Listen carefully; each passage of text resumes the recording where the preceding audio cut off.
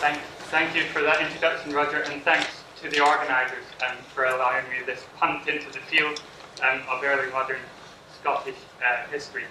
So this year marks 450 years since the deposition of Mary, Queen of Scots, in 1567. At that time, Scotland was, of course, ridden with religious divisions, and following Mary's deposition, there erupted out of these divisions constitutional crisis, civil war, and factions vying for power and legitimacy. Conditions were ripe, therefore, for what we might today describe as populism, the factional appeal to the people as the basis of political legitimacy. 1567 was also a year when the scholar, poet, and statesman George Buchanan dominated the Scottish political scene. He was determined to vindicate Mary's deposers and legitimise the new regnum of James VI, her son, and he attempted to bring order and moderation to a country torn by upheaval. Now, Buchanan has repeatedly been described in the literature of the history of thought as a populist, as he made popular power the basis of political legitimacy. But as political and historic interest in populism begins to resurge in light of current affairs, I want to reconsider the way we approach and describe some of these early modern Scottish historians, and Buchanan in particular, and consider the extent to which he might be described as a populist at all. So first, a few words about Buchanan and how he ended up close to the heart of power in Scotland. Born in 1506 at his family seat, his younger life was one of scholarly success as a student at Paris and St Andrews. He became one of Europe's greatest Latinists, renowned as a poet and Bible scholar, among other things.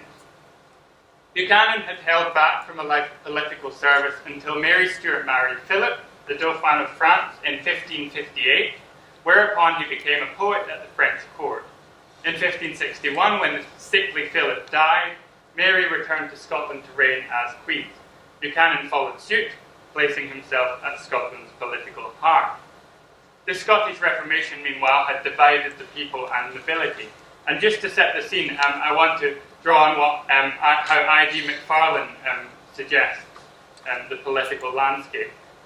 He calls it a sort of triangular political situation with hardline reformers, the Catholic faction, which to some extent overlapped but did not always coincide with the Marian party, and a moderate faction seeking a Protestant Scotland, friendly and ultimately united with England.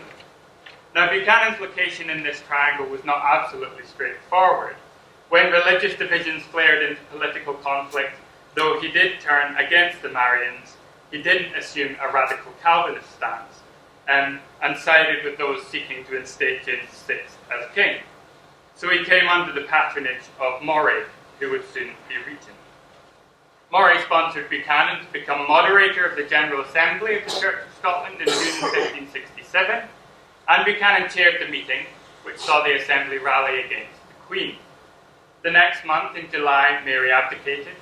Then, in December, a parliament was convened and formally ratified Mary's deposition, recognising James VI as the rightful rex. This was a parliament mostly comprised of the king's allies. It took advice from various bodies regarding the future of the kingship. And amongst the articles submitted by the Church of Scotland, there was one that contained an important theoretical observation or declaration to the effect that the relationship between the king and his people is a contract with mutual obligations. This significant declaration had Buchanan's fingerprints all over it. It was commonplace to suggest that the king was responsible to his subjects, but the emphasis on the binary relationship between rex and populist was characteristic of Buchanan's thinking at the time. What I want to suggest is that Buchanan used this concept of the populist as a means to legitimize neither the king nor the masses, but rather the section of the elite that Buchanan wished to put in control of Scotland. So I'm going to briefly lay out some parts of his theory, then consider his theory in light of some of the political events of the time. In the months between the meeting of the General Assembly in June and the meeting of the Scottish Parliament in December, Buchanan wrote his major work on the rights of the king and the people in Scotland, the Jure Regni Apud Scotus. It was not published at the time, but by 1569 it was circulating among intellectuals, lords, and other select men who Buchanan hoped would adopt his attitudes. It took the form of a dialogue between a formidable intellectual, who Buchanan named and presumably styled after himself, and Thomas Maitland, a younger, greener, but nevertheless learned interlocutor. And it offered an account of why the king has authority by the will of the people, to be used for the good of the people. Thus, in de jure regni, the populist was the origin of kingly authority. Buchanan had in mind at least two crucial situations where this kind of contract between king and people was relevant. The more extreme situation concerned circumstances where the king clearly and self-interestedly broke the limits of the authority vested in him by the people. The people in these circumstances could invoke what's been called a right of resistance to restrain, remove, or even kill the king, where he is in this circumstance a tyrant. The more moderate situation concerned the conditions and limits under which a rightful king must govern, and the means of enforcing this requirement when the king fell short of justice in his action. And I suggest we call this right to enforce the king to do what is required a right of requirement. The populist has a role in both.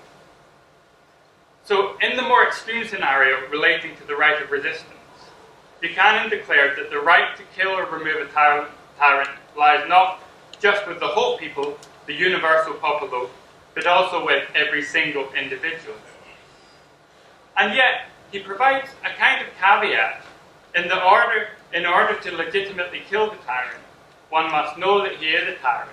And that requires the kind of wisdom and insight that was only really in the possession of a few. It also requires actual proximity, naturally, to the king. And practically, who would be in such a position? Well, not any old Cives, but probably certain nobility, wise enough and close enough to kill him. This has been called a fully populist theory of resistance, but in practice, it seems to have distinctly elitist elements.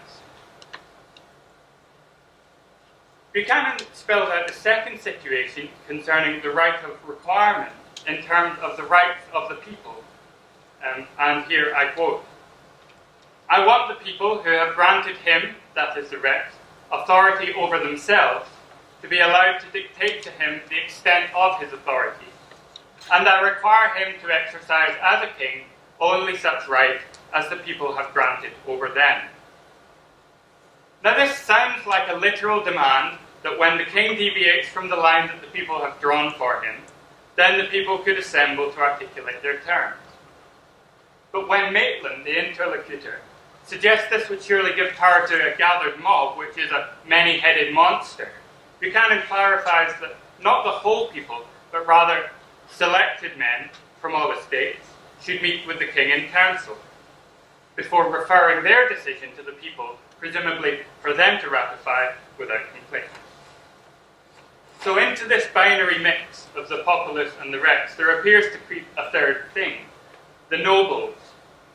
They're not essential to the theoretical account of the populace, but are essential to its practical capacity. So, whereas in theory the people has authority, in practical terms it seems Buchanan has in mind the nobles and wise individuals who assemble in the court to require that the king stays within his limits. In both these situations, then, responsibility fell to noble individuals to serve the interests of the people.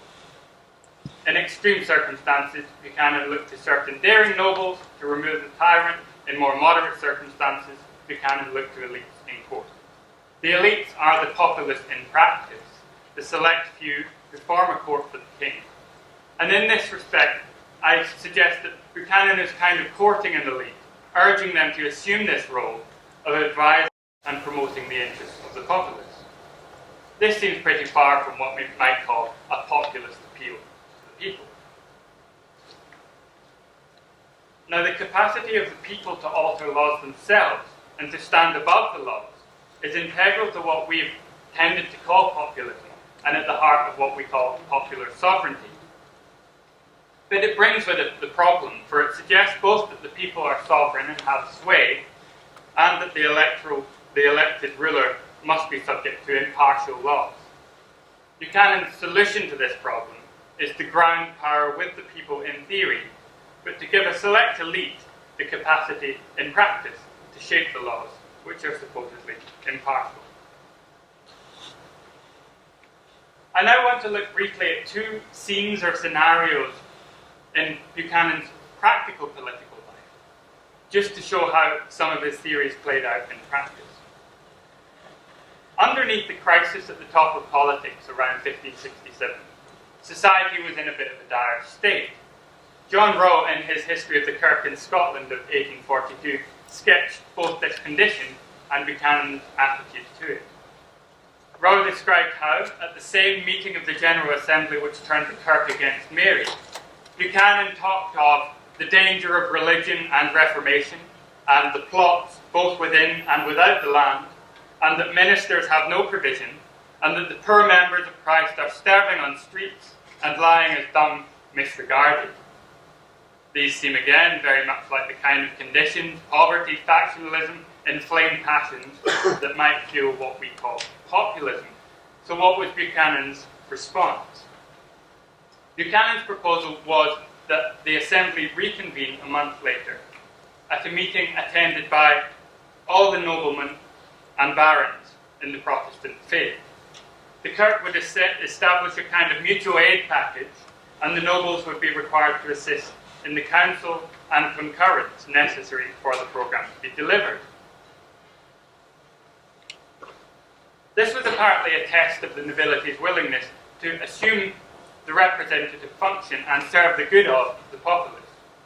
But it was also surely a calculated means of dealing with the prospect of sedition and plots, to diffuse populist appeals to the downtrodden made by Catholics and Presbyterian hardliners alike.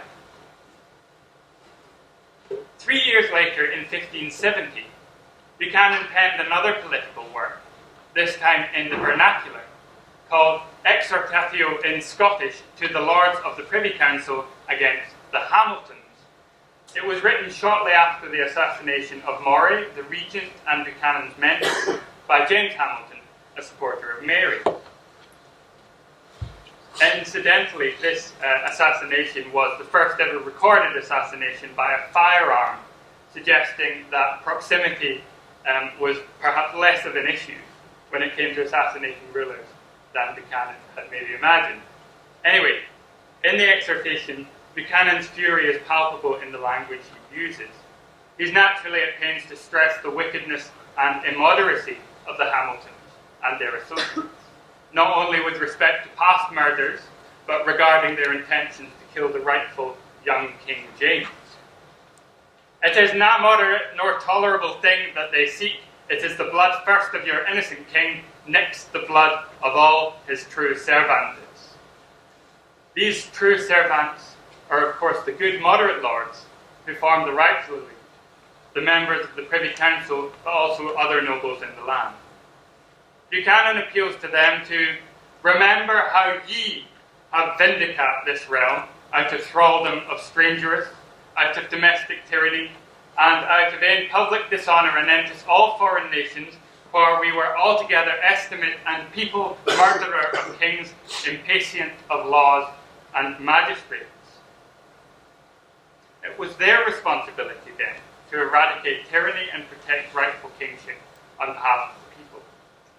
They were the elite cohort with the duty to defend the realm and to lay down the laws and protect the magistracies threatened by the intolerable Marians. Elsewhere in his tirade, Buchanan stresses the dishonour done to the nobility by certain thieves and warns of their wicked purpose when they display it in banner to assemble together all kinds of wicked men as papists and renegade Protestants, thieves, traitors, and open oppressors and murderers in sanctuary of treason. We've already mentioned that there were in the land perhaps three political factions at the time: Presbyterians, Catholics, and moderates. Here Buchanan tars the Papists and the renegade Protestants in the same brushstroke, calling them wicked men seeking to stir up opposition to the king. It's against such mustering of rabble-rousers, who we might even consider to be, in our more current terms, a kind of populist group, that Buchanan sets himself. So the tentative conclusion I want to offer from these remarks, then, on the theoretical and practical work of Buchanan regarding the populism of the populist, is that Buchanan doesn't put the term to any use we would naturally call populist.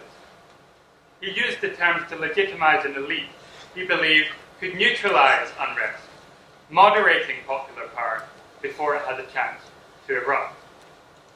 In place of an active people, he offers us a true nobility, accusing all those who challenge the rightful king of wickedness and sedition. In his theory and political interventions, Buchanan was appealing to those whom he specifically believed could moderate the populist tendencies through Scotland. He used the concept of the populist to court favour amongst them in an attempt to form a suitable court for the young King James. So today, as we enter a period of current affairs where populism is again a heated topic of debate, we're also thinking about how to draw lessons or ideas from early modern Scotland. What I hope to have suggested is that looking anew at the theory and practice of Buchanan and some of the other Presbyterians, we can perhaps come to understand their political intentions and how their appeal to the idea of the people was used not to stoke, but to defuse and moderate populism. Thank you very much.